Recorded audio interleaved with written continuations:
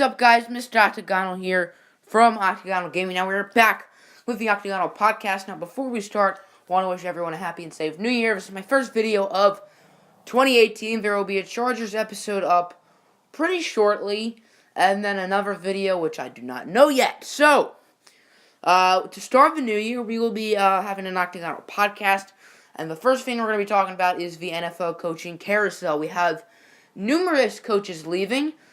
Bruce Arians of the Cardinals, he retired today, so the Cardinals are going to be needing a new coach as well as a new quarterback. We'll get to the Lions last, but the Bears, they fired John Fox after 3 poor years. I think the Bears need to go after a quarterback guru, sort of like a Bruce Arians, but not Bruce Arians because he's retired. Maybe Josh McDaniels, the offensive coordinator from New England. I think he could be a perfect fit for Chicago. I think they need to build a good offense. They have Mitchell Trubisky. They have talented players and weapons for him like Jordan Howard, Tariq Cohen, and Cameron Meredith, who tore his ACL back in the preseason or training camp. So he didn't play at all. So Mitchell Trubisky did not have what would have been his best wide receiver. The offensive line is all right for the Bears with players like Cody Whitehair, Kyle Long, Josh Sitton. It's solid. Could use some work. Tight end Zach Miller. Hopefully he can recover after a scary injury this year. But Jack Del Rio of the Oakland Raiders got fired, which is probably the biggest surprise, as he's had a winning record with the Raiders in, I think, 3 seasons. I think he was like 25-23 in his Raiders career, but the Raiders were extremely disappointing this year, only going 6-10, and they're rumored to be going after one of their former coaches in John Gruden. Of course, the Raiders had John Gruden back in the early 2000s, traded him. You could trade coaches. I don't know if you still can, but traded him to Tampa Bay, and then the Tampa Bay-led John Gruden Buccaneers ended up beating Oakland in the Super Bowl a few years later in like 2002 or 2003 or something. Both of those teams, the Bucs and the Raiders, are probably the two most disappointing teams this year. Hugh Jackson did not get fired, which is a bit surprising since they went 0-16. Chuck Pagano of the Colts got fired. That was really obvious, in my opinion. I don't know how he still has a job. Marvin Lewis, he was gonna leave, aka get fired, but now I don't think it's that certain. I still think he's gonna go. If he does not get fired, the Bengals are high, because I think he's the longest tenured coach in the NFL. He's never won a playoff game. There was another coach, Todd Bowles. He actually got an extension from the Jets. He didn't just keep his job, but he got an extension, so good for him. But last but not least, Jim Caldwell. I'm a Lions fan. And I like Jim Caldwell as a coach, but I see the move. I see why we're going in a different direction from Caldwell. We did not win a playoff game.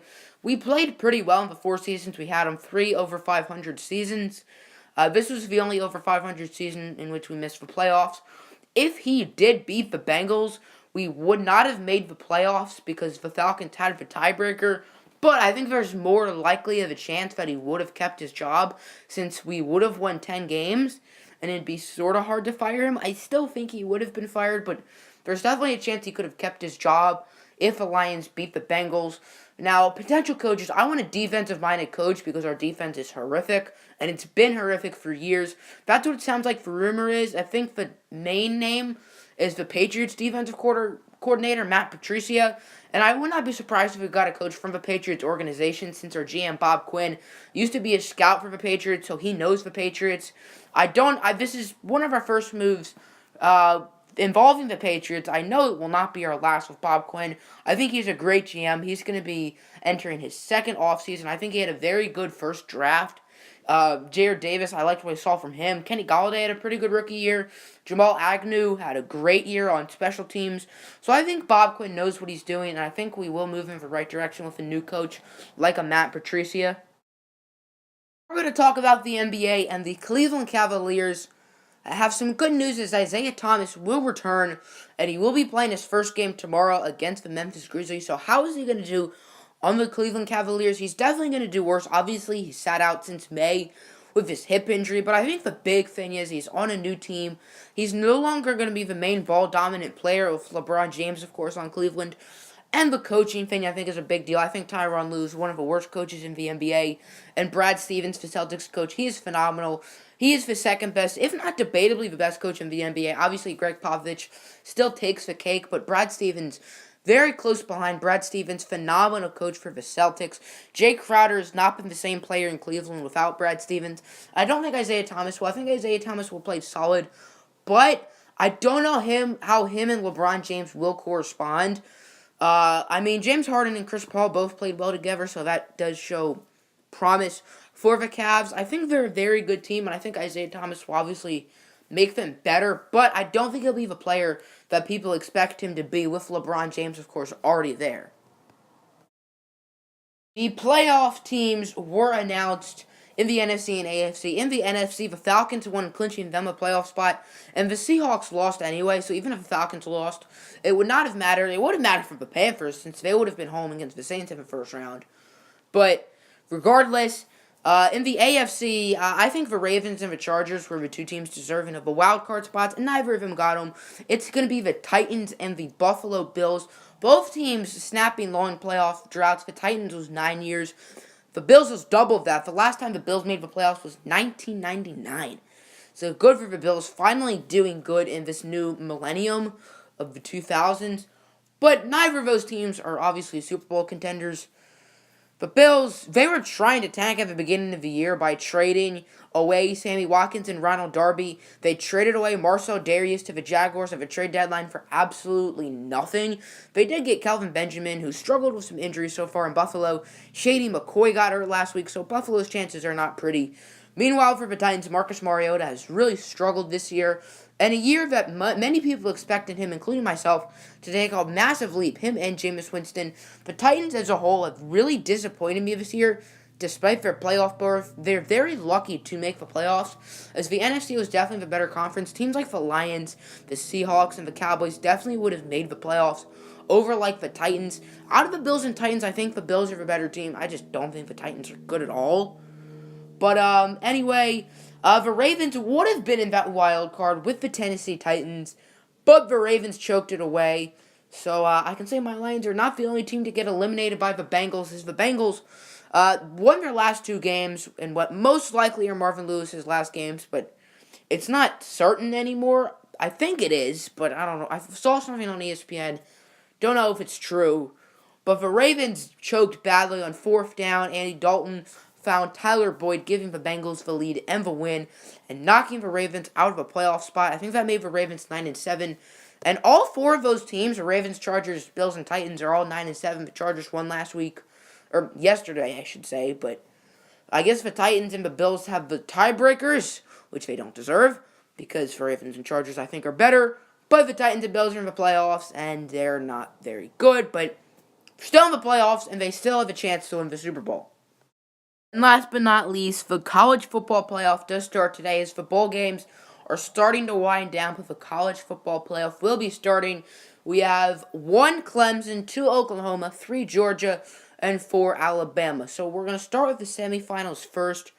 Oklahoma, Georgia, this is the easier one for me. I'm going with the Georgia Bulldogs. I don't think Baker Mayfield and Oklahoma are ready to take on an actual good defense. I think Baker Mayfield had an overrated Heisman year. I think he probably deserved the Heisman. I mean, honestly, I'd probably give it to Saquon Barkley, to be honest, but Baker Mayfield had a great year, but he played against Big 12 defenses. Big 12 defenses suck. Those games are 100-pointers. Oklahoma's offense might play well, but I think the Big 12 is an overrated conference, at least football-wise and basketball. I mean, I'm a Kansas fan, so can't really say that. And they have probably maybe the best conference in basketball. Oklahoma's balling out this year with Trae Young. TCU has been playing well. They lost their first game to Trae Young yesterday. But anyway, I think Georgia's the better team. I think Georgia will roll by Oklahoma and make the championship. Now, Alabama, Clemson. This one is the interesting one. This one is much harder. Alabama versus Clemson for the third straight year. Of course, the past two were in the national championship game. This year it's not. It's in the semifinals. So one of these teams will return to the championship. One of them won't. And my gut is telling me Clemson, but it's hard to pick against Alabama. I'm going to say Clemson, but Alabama's really good. I kind of want to see Alabama, Georgia, because we could see Nick Saban and Kirby Smart, of course, Kirby Smart was the defensive coordinator for Alabama. Then he went to Georgia. So Nick Saban is sort of Kirby Smart's teacher. But I am rooting for Clemson. I had a relative who went to Clemson, so I kind of don't want to see those two teams meet, and I want to see Clemson. I'm rooting for Clemson to win the whole thing. So hopefully they do. I think Dabo Swinney is the second best coach in college football. Obviously, Nick Saban is Nick Saban, so you can't. He's better. And for Oklahoma, pretty interesting to see Lincoln Riley, who's a first-year coach. I want to say might be in his second year. He's like 30. He's young. It's interesting to see him already getting to this high stage, making it to the playoff, but I don't think his team is prepared enough. And I think Kirby Smart, who's a defensive-minded coach, of course, as I just said, defensive coordinator at Bama, I think Oklahoma is going to be surprised to see how good Georgia's defense is, and I do think Georgia's going to win that game. So let's say Clemson wins. I think Clemson's going to win. That's just my gut. So now we have a Clemson-Georgia championship, and I'm going with the team that people would lead. The randomest team here out of all four of these teams, Georgia has been by far the most under-the-radar team. Obviously, Baker Mayfield for Oklahoma, and then Alabama, Clemson, they're both back, and then Georgia's just, like, standing there. Like, who's going to pick them? But Georgia's a very complete team. The best backfield in the country with Nick Chubb and Sony Michel. Very solid quarterback, very talented defense, great middle linebacker in Roquan Smith. Might be the best middle linebacker in college football. Good defensive tackle in Trenton Thompson. But my final prediction to win the college football playoff will be the Georgia Bulldogs. So if you like this video, like and subscribe. I'm out. Peace. And have a happy and safe 2018. I'm a Barbie girl in the Barbie world. Loving plastic, it's fantastic. You can brush my hair, undress me everywhere. Imagination.